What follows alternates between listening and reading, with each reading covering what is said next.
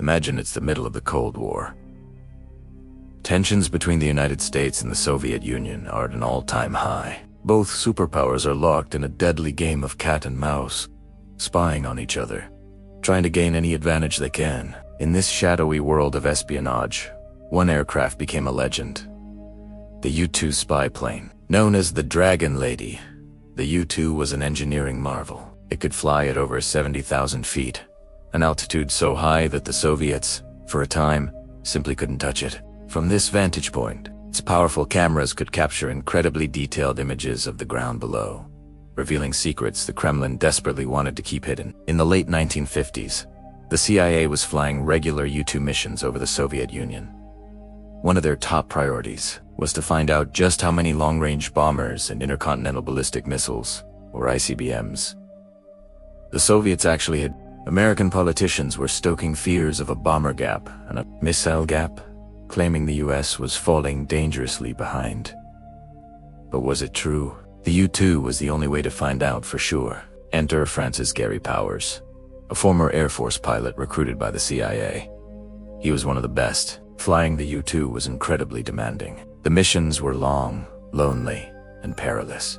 Pilots wore bulky pressure suits, like early astronauts, and had to be extremely careful not to stray from their pre-planned flight paths. On May 1st, 1960, Powers embarked on what would become the most infamous U-2 mission of all time. His route, codenamed Grand Slam, was the most ambitious yet. He was to take off from a secret base in Peshawar, Pakistan, fly over 3,800 miles across the heart of the Soviet Union, photographing key industrial and military sites along the way, and land in Bodø, Norway. Among his primary targets were two top-secret locations: the Baikonur Cosmodrome, the launch site for the Sputnik satellite, and a new suspected ICBM testing facility near a city, then known as Sverdlovsk, now called Yek. As Powers flew deep into Soviet airspace, he was being tracked.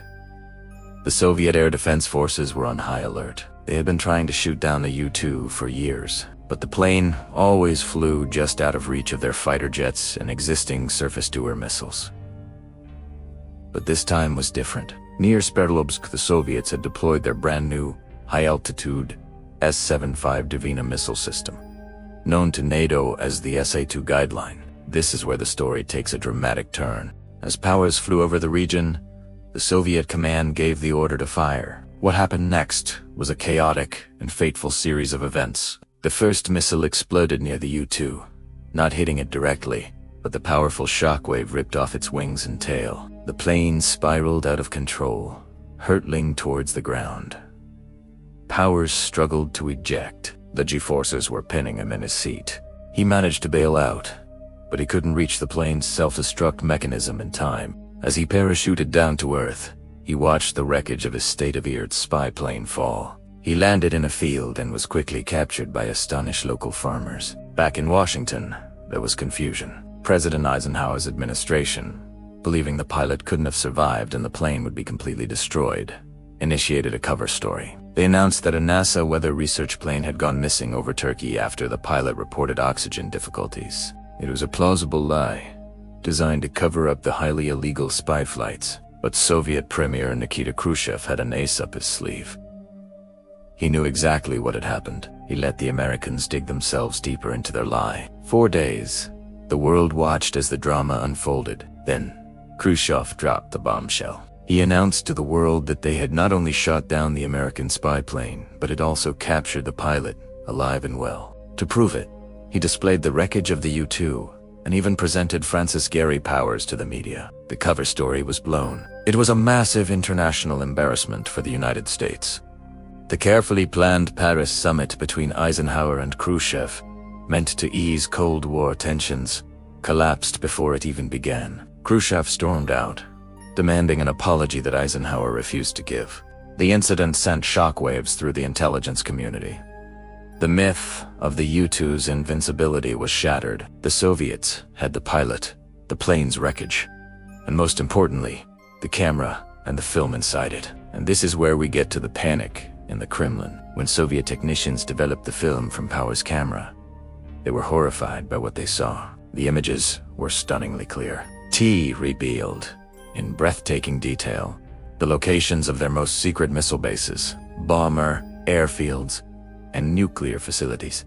The photos from just this one partial mission confirmed what the CIA had begun to suspect. The much-feared missile gap was a myth. The Soviet Union's nuclear arsenal was far smaller than their propaganda claimed. But the photos also showed the Soviets exactly what the Americans could see.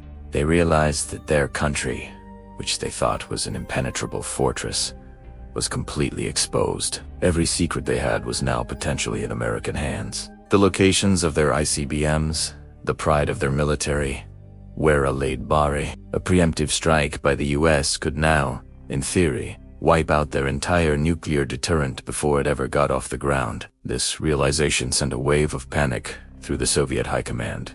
Their immediate response was to accelerate their missile programs and, crucially, to work on concealing them better. They started building hardened underground silos, a practice the US would also adopt. The U-2 incident forced the Soviets into a frantic race to hide their most valuable assets, changing the physical landscape of the Cold War.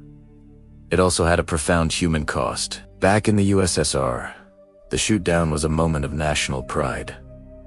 But behind the scenes, heads rolled. A Soviet pilot, flying a high-altitude interceptor, was accidentally shot down and killed by the same volley of missiles that brought down Powers' U-2.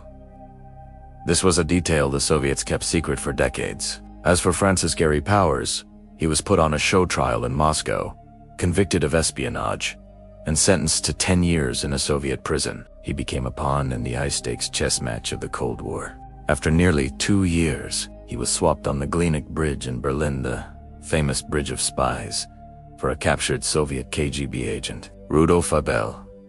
The story of the U-2, Gary Powers, and the Mayday incident is more than just a spy tale. It was a turning point. It exposed the vulnerabilities of both superpowers and escalated the paranoia that defined the era. It demonstrated the incredible power of aerial reconnaissance and forced both sides to rethink their strategies. The panic in the Kremlin wasn't just about one spy plane. It was about the sudden, terrifying realization that in the new age of technology, there were no more secrets. This single flight tore back the Iron Curtain, if only for a moment, revealing the truth of the nuclear standoff and changing the course of the Cold War forever. Thank you for watching. If you found this piece of history fascinating, please hit that like button, subscribe to the channel, and ring the bell so you don't miss our next dive into the shadows of the past. See you next time.